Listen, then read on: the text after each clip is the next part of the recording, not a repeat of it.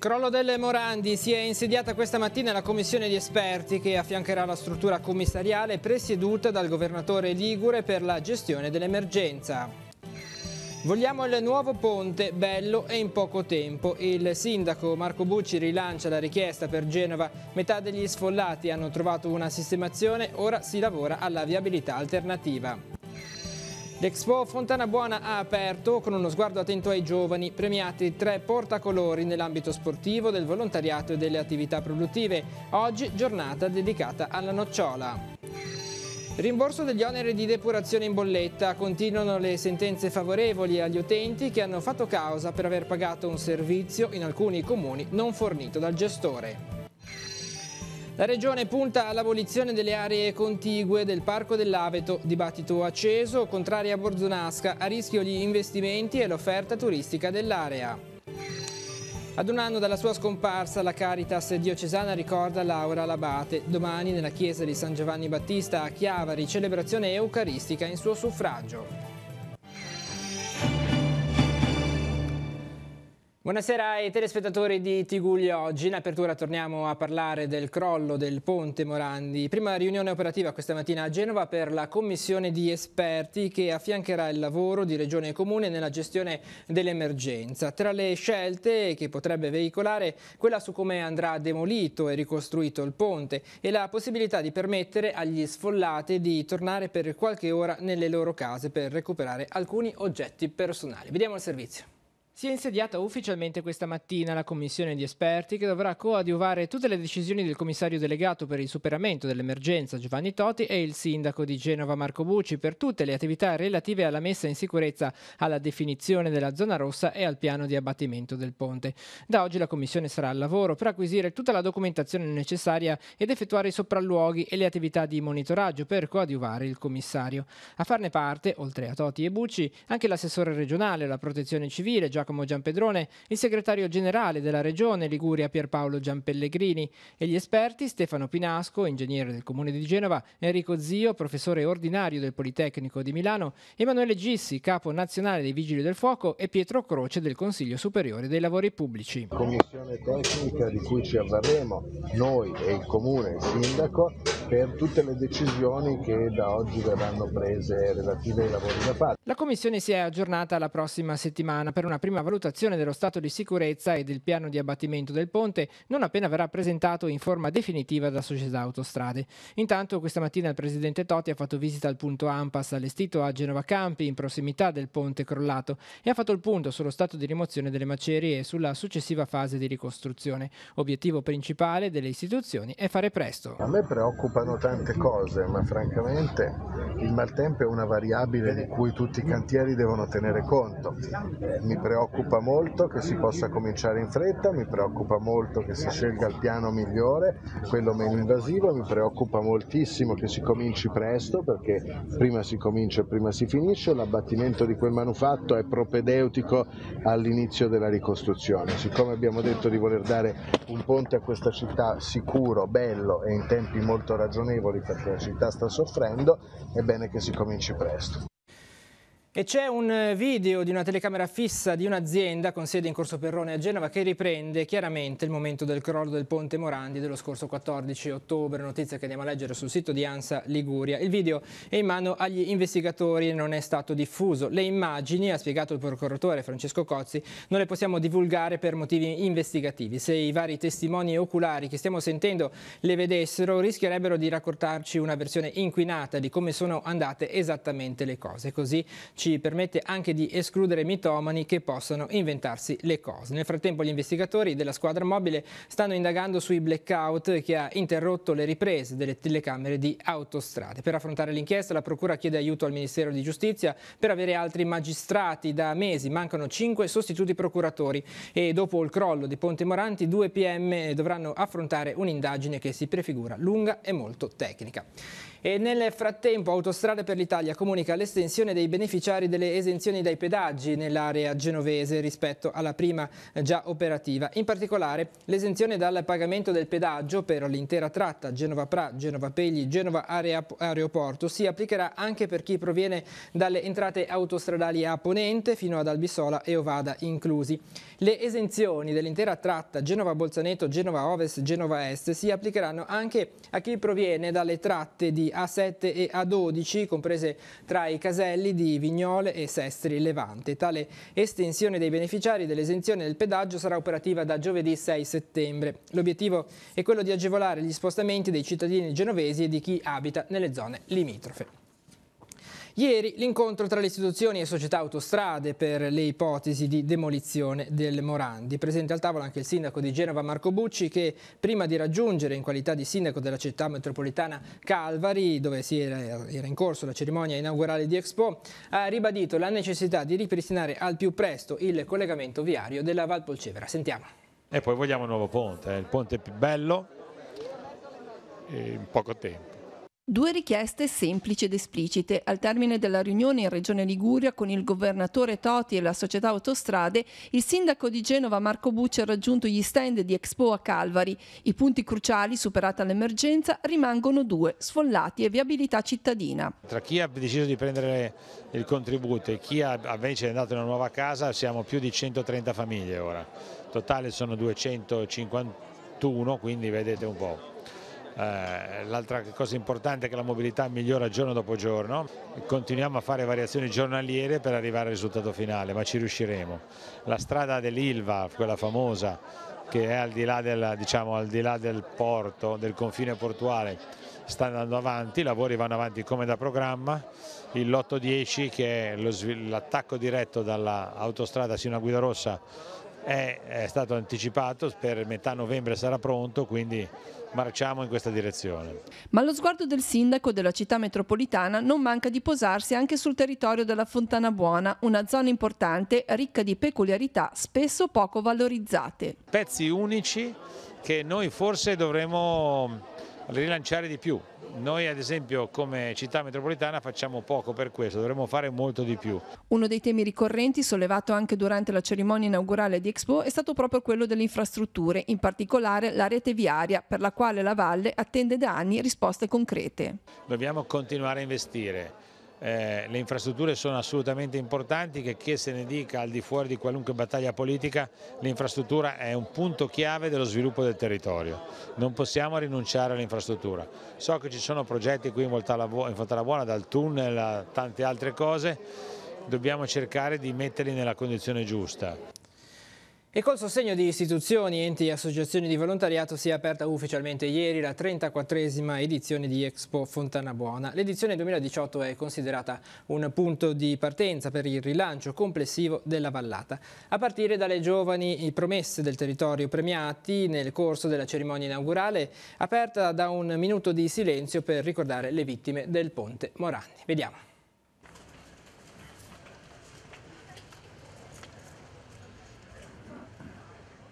Un minuto di silenzio in memoria delle vittime del Ponte Morandi, l'omaggio a Genova attraverso due vetture serigrafate con dipinte le tipiche abitazioni genovesi. Non è mancato il ricordo alla cerimonia di inaugurazione della 34esima Expo di Calvari. Ad aprire gli interventi la presidente del GAL genovese Alessandra Ferrara, insediata da poco più di un mese. Le opportunità le creeremo perché noi, come sto dicendo appunto in questi giorni, andiamo avanti nella tradizione ma andiamo avanti nel rinnovamento e il nostro obiettivo è che Expo del prossimo anno sia veramente la vetrina di ciò che avremmo potuto realizzare nel corso di quest'anno 18-19. Sul palco i rappresentanti dei principali enti patrocinatori: Regione Liguria, Comune di San Colombano Certenoli, Città Metropolitana, Camera di Commercio. Le eccellenze in mostra sono quelle di una valle alle prese con gli effetti di una recessione economica, ma al tempo stesso forte di tante piccole produzioni di nicchia. I punti di forza sono stati rappresentati da 3 giovani che in ambiti diversi hanno portato il nome della della Valle agli onori delle cronache.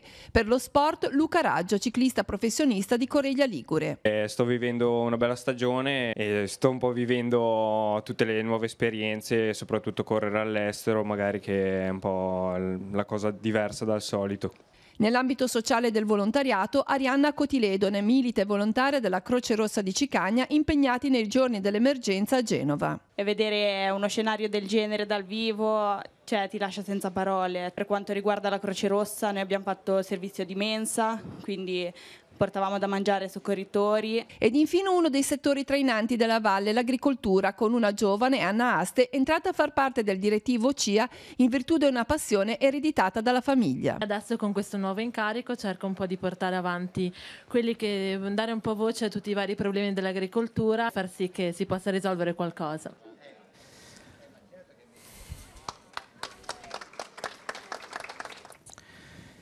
In arrivo una perturbazione sul nostro territorio. La Protezione Civile regionale ha emesso, su indicazione di ARPAL, un'allerta meteo gialla per temporali su bacini piccoli e medi nelle zone B e D dalle 21 di oggi sino alle 6 di domani, sabato, e sempre sui bacini piccoli e medi della zona C del nostro Levante dalle 21 di oggi alle 12 di domani. L'ingresso di un nucleo di aria fredda in discesa dalle Alpi determina un marcato aumento dell'instabilità. Si attendono temporali sparsi, inizialmente di debole intensità o moderata, ma che tenderanno a divenire forti e più organizzata nella serata e nottata, con la possibilità di locali grandinate e forti raffiche di vento. Dalla serata deciso rinforzo dei venti da nord con raffiche fino a burrasca. Per domani fino al mattino ancora alta probabilità di temporali con maggiore persistenza dei fenomeni sul Levante, atteso un miglioramento dalla giornata di domenica. Voltiamo pagina. Sono oltre una cinquantina ad oggi le sentenze del giudice di pace di Chiavari che condannano il gestore del servizio idrico a rimborsare gli oneri di depurazione fatti pagare anche agli utenti di quei comuni dove in realtà un depuratore non c'è. È il caso di Rapallo, dove il danno potenziale per i consumatori raggiunge cifre molto significative. Sentiamo.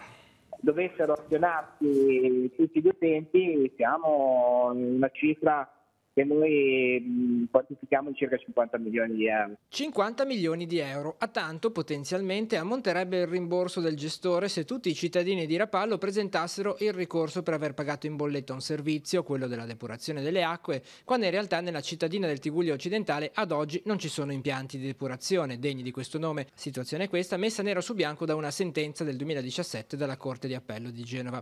Però intanto sono 50 i soggetti che si sono visti riconoscere il diritto ai risarcimenti dal giudice di pace di Chiavari, che si è espresso a favore dell'azione legale promossa dall'associazione Consugens. I rimborsi sono già iniziati, normalmente dall'emissione della sentenza, dalla notifica, nell'arco di 2 o 3 mesi gli utenti si vedono rimborsare le somme. In ballo ad oggi ci sono ancora oltre 150 cause che devono essere discusse o iscritte al ruolo, mentre si attendono gli esiti di quelle che devono passare per il Tribunale Civile, che riguardano alberghi, ristoranti e altre attività commerciali. Rimborsi che vanno indietro di 10 anni e che per gli utenti, a fronte di un costo per le spese legali e associative che si aggirano intorno ai 300 euro, equivalgono a rimborsi nell'ordine delle migliaia di euro. Al centro un'inadempienza contrattuale che il gestore ha nei confronti dei suoi clienti. In realtà mancano i servizi di depurazione dell'impianto primario e secondario che per legge una città come Rapallo deve necessariamente avere. Quella di Rapallo tuttavia non è una situazione isolata nel Tigullio. Ci sono altre realtà nelle quali ad oggi non è in funzione un impianto di depurazione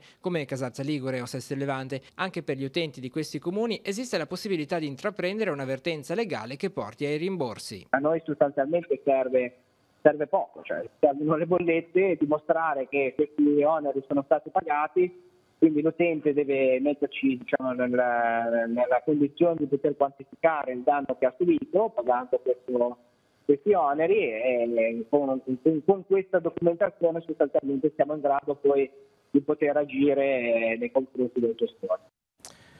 Proprio per permettere l'esecuzione di alcuni lavori legati alla costruzione del nuovo depuratore di Rapallo, da lunedì sarà in vigore un senso unico alternato regolato da impianto semaforico in Viale Maggiocco all'altezza dell'intersezione con Via Ferraretto. Sarà in vigore anche il divieto di transito per veicoli superiori ai 2 metri di larghezza in Viale Maggiocco nel tratto compreso fra il sottopasso ferroviario e Via Ferraretto. E la Commissione Prefettizia di Lavagna ha approvato il progetto definitivo relativo ai lavori di manutenzione straordinari della sovrapiastra portuale e le relative sovrastrutture.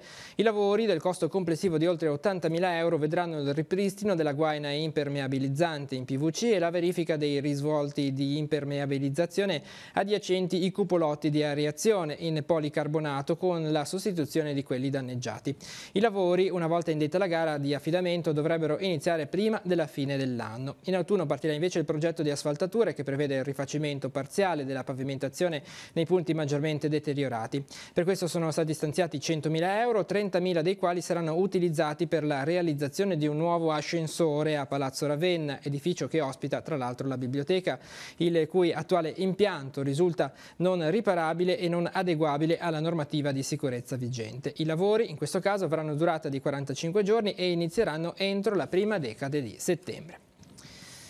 La Regione ha intenzione di abolire 2 aree contigue al Parco dell'Aveto. Il provvedimento comporterebbe la fine degli investimenti del parco sulla zona e la fine del divieto di caccia per i non residenti nei comuni del parco. Il comune di Borzonasca, a cui appartiene una delle 2 aree contigue, è fermamente contrario al provvedimento che comporterebbe grossi disagi ai residenti. Sentiamo. La Regione deve decidere se abolire o meno le aree contigue del Parco regionale dell'Aveto e l'intenzione pare essere quella di cancellarle.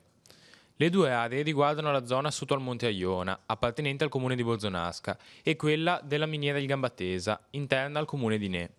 La cancellazione dello status di area contigua rappresenterebbe la fine degli investimenti del parco sulla zona e la fine del divieto di caccia per i cinghialisti non residenti nei comuni del parco. Il sindaco di Ne, Cesare Pesce, dice di aver avuto garanzie dalla Regione che le aree della miniera del Gambatesa passeranno da area contigua ad area interna al parco.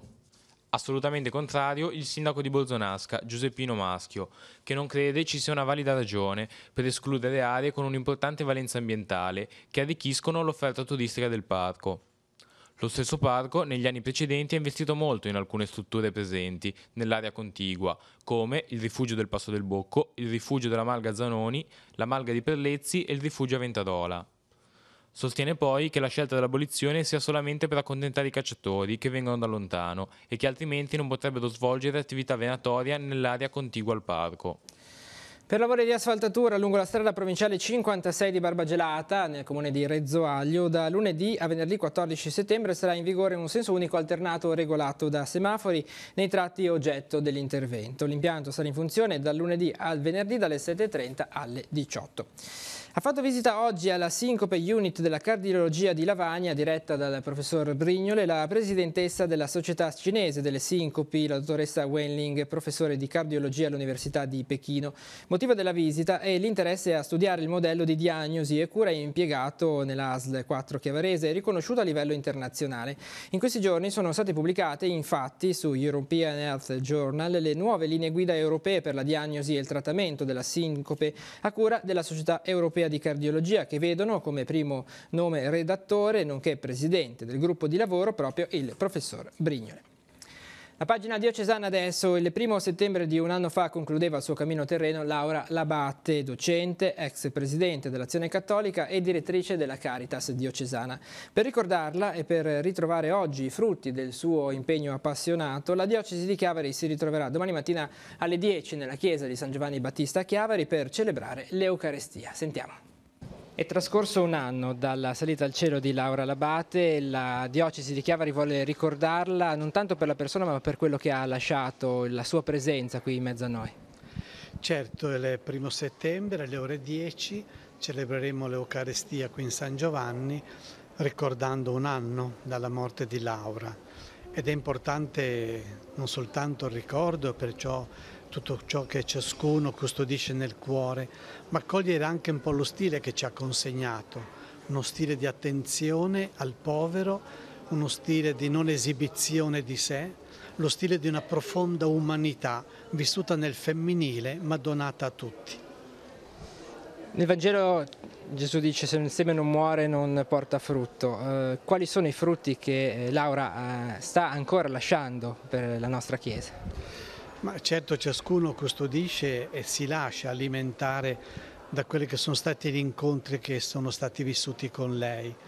Nell'occasione di sabato daremo anche un piccolo presente, un piccolo segno di alcune parole significative che Laura ha lasciato e quindi diventano ancora una volta alimento per tanti. L'invito è che tutti partecipino, sia un momento di comunità per guardare avanti e continuare il cammino intrapreso. Sì, ma davvero, il seme che cade nella terra poi dopo fruttifica nei modi e nei tempi che il Signore vuole.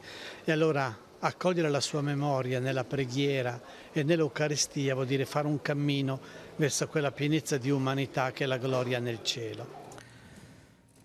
Questa sera su Telepace torna l'appuntamento con la rubrica Noi Chiesa. Il programma sarà interamente dedicato al pellegrinaggio diocesano dei Cresimati a Roma dal Papa. Grazie alle interviste di Don Luca e alle riprese di Alex Apollaro potrete seguire il recente cammino dei ragazzi alla riscoperta delle radici della fede. Come sempre all'inizio alle 21:10 su Telepace 1 al canale 15. E prende il via domani ad Arenzano la 110ª edizione della festa di Gesù Bambino di Praga. I festeggiamenti al via con la posa della statuetta alla venerazione dei fedeli per il tradizionale bacio. Nel pomeriggio sul piazzale del santuario la benedizione dei bambini impartita da Monsignor Guglielmo Borghetti, vescovo di Albenga Imperia, durante la quale non mancherà il ricordo per Samuele e Cristal, 8 e 9 anni, i più piccoli tra le vittime del crollo del ponte Morandi. Alle 18 la processione della statua di Gesù Bambino, aperta dai crocifissi, che raggiungerà il porto di Arenzano, dove la statua verrà imbarcata dai pescatori. La suggestiva processione di barche in mare sosterrà davanti al molo e la tradizionale preghiera del pescatore seguirà alla benedizione delle barche e della città. Alle 22:30 la veglia di preghiera fino alle 4 del mattino successivo. Domenica la festa continuerà per tutta la giornata. Alle 11 la Santa Messa presieduta da Monsignor Borghetti. Alle 21 l'Associazione dei Campanari Liguri insieme alla Federazione dei Campanari Bergamaschi dedicheranno alle vittime del crollo del ponte de Morandi un concerto di campane e campanini suonati dai bambini e dai ragazzi. Saranno suonati inizialmente 43 rintocchi di campana nel silenzio e nella preghiera per ricordare le 43 vittime del crollo del ponte sulla Val Polcevera. La cronaca, un arresto per spaccio di stupefacenti è stato effettuato dai carabinieri di Rapallo. I militari hanno arrestato in flagranza di reato uno straniero di 34 anni, già conosciuto alle forze dell'ordine. L'uomo è stato sorpreso mentre cedeva una dose di hashish ad un giovane studente genovese. La successiva perquisizione domiciliare ha permesso di rinvenire e sequestrare ulteriore sostanza stupefacente per un totale di 103 grammi e la somma di 125 euro per l'illecita attività di spaccio, nonché strumentazione per il taglio, la pesatura e il confezionamento delle dosi. Tutto il materiale è stato posto sotto sequestro, il malvivente è stato trasferito nella casa circondariale di Genova Marassi. E ritorniamo a parlare di Expo Fontanabuona. Oggi, dicevamo, giornata dedicata alla nocciola. Vediamo quali sono state le diverse iniziative con Francesca Caporella. Ci troviamo all'Expo Fontanabuona, oggi si apre la seconda giornata dedicata al tema della nocciola e in particolare al marchio Nocciola di Chiavari. Abbiamo fatto questo progetto importantissimo per rivalutare questo importante frutto che nelle nostre valli ha dato sicuramente tanta economia. E come ben sapete qui siamo a San Colobano Certino, patria della nocciola, insieme a Mezzanego, e vogliamo far sì che questo importante convegno che c'è stato quest'oggi faccia scaturire la volontà ai giovani o alle persone che hanno noccioleti una riqualificazione che significa mettere in produzione tante realtà che oggi sono in abbandono e di conseguenza tutta la questione che si parla di dissesto idrogeologico, quindi dove c'è il territorio curato ci sono meno problemi di dissesto. Grazie a Paolo Corsiglia per le sue parole, adesso ci spostiamo all'interno di Expo per andare a visitare un altro stand. Al termine la linea può ritornare allo studio. La nocciola è un prodotto molto versatile, in questo caso a Expo Val Fontanabuona come è stato utilizzato nel suo banchetto? Allora io mi sono appassionato alla nocciola e ligure, facendo anche altre cose sempre con la nocciola Piemonte, perché la nocciola ligure è piccola, ha una serie di virtù che sono sicuramente una nocciola che ha una storia, che in queste valli si conosce ma che fuori purtroppo da queste valli non si conosce, e proprio per la sua qualità e le varietà che ha si presta alla produzione dell'olio spremuta a freddo, sia per uso cosmetico che per uso alimentare, viene utilizzata da diversi chef in Italia e nel mondo. La nostra è stati i primi a fare l'olio di nocciola qua in Liguria, con la nocciola ligure, e la farina, una volta ottenuto l'olio, aumenta il suo contenuto di proteine e quindi può essere miscelata per fare dei corsetti. Ad esempio abbiamo fatto con il pastificio d'Asso qua locale, abbiamo fatto i corsetti con la farina di nocciola proteica, e quindi mentre lei mangia una pasta fresca, uno gnocco, in realtà aumenta col contenuto delle proteine che arrivano fino anche al 40% il contenuto proteico, quindi si nutre in maniera, come dire, più funzionale. E diamo uno sguardo alle iniziative in programma per domani a Expo, giornata dedicata all'artigianato. Dalle 15 esposizioni dei manufatti e dimostrazioni a cura di artigiani e artisti della zona. Si potrà assistere allo spacco di ardesia, attività di falegnameria in collaborazione con il villaggio del ragazzo, realizzazione di cesti, impagliature di sedie, lavorazione artistica del vetro, pittura su seta. Ci sarà anche una proiezione di immagini dedicata alle cave d'ardesia a cura del fotografo Davide Solari. Dalle 15 distribuzione di frittelle a cura della confraternita di Monteghirfo, il cui incasso sarà devoluto al Comitato Assistenza Malati Tigullio. Spazio ovviamente alla gastronomia. In serata alle 21 in programma un concerto di musica classica, alle 21:30 musica jazz con l'esibizione del Mamas Trio. E adesso nella nostra agenda altri appuntamenti per la giornata di domani.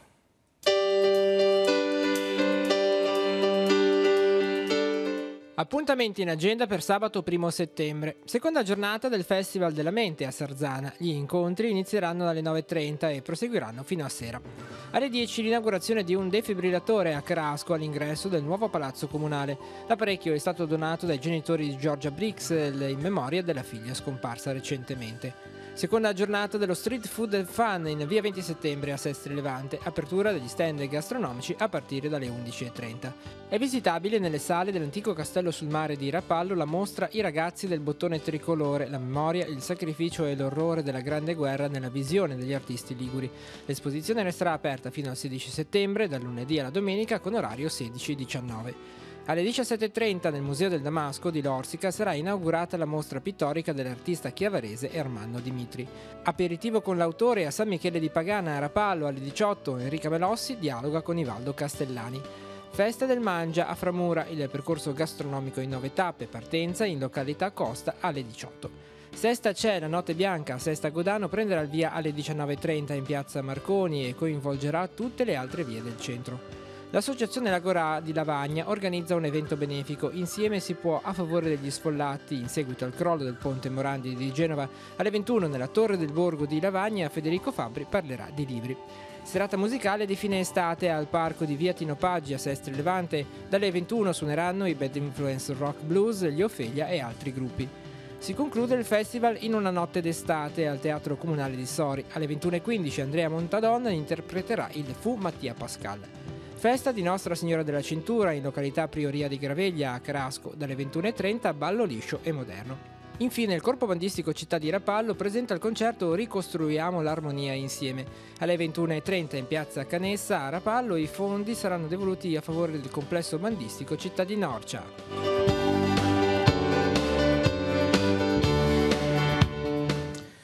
Chiusura una notizia di sport, si è concluso il torneo di calcio a 5 della Val di Vara, trofeo Ziona 2001 che si disputa nel campo polivalente di Ziona e è giunto alla 13ª edizione. Il San Pietro Vara ha vinto la finale contro il Centro Estetico Diamante di Varese Ligure imponendosi per 6-5. Terza piazza per il club team di Sesta Godano, al quarto posto il Porciorasco di Varese Ligure. Ermanno Montepagano del San Pietro Vara è stato premiato come miglior marcatore dell'edizione 2018 con i suoi 23 gol. E vediamo la foto della premiazione delle squadre.